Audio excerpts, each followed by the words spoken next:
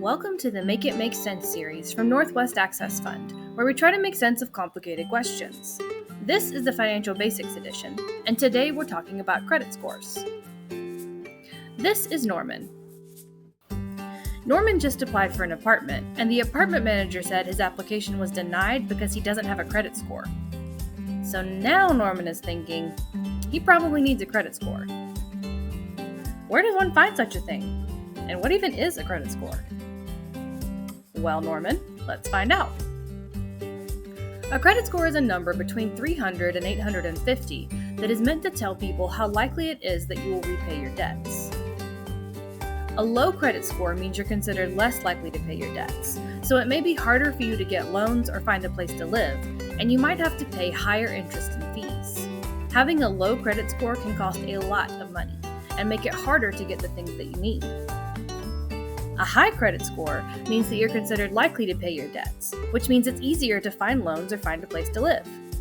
A high score means that you will pay lower interest and fees. Having a high score can save you a lot of money and make it easier to get the things that you need. Having no credit score means there isn't enough information about how likely you are to pay your debts. This usually happens if you've never used credit before. You're just a giant question mark to anybody who's wondering if you repay your debts. How low or high your credit score is depends on 5 factors: payment history, amounts owed or credit utilization, length of credit history, types of credit, and new credit.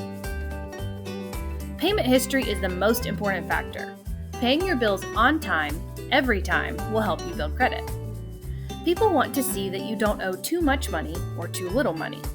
If you have a credit card but you never use it, it can't help you build credit. They don't know how likely you are to pay your debt. If you take on a lot of debt, they'll worry you can't repay it all. It's best to use between 10 and 30% of your available credit and never take on debt that you can't repay. It takes time to build credit. The longer you've been using credit, the better.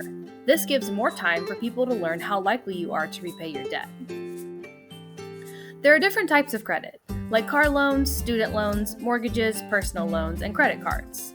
It's best to have a mix of credit types and to have at least 3 accounts open that you're actively making payments on. Applying for and opening new credit accounts will make your credit score lower for a little while. If you apply for or open several new accounts at once, it'll lower your credit score. It's best to apply for credit only when you need it, and not to open several accounts at the same time.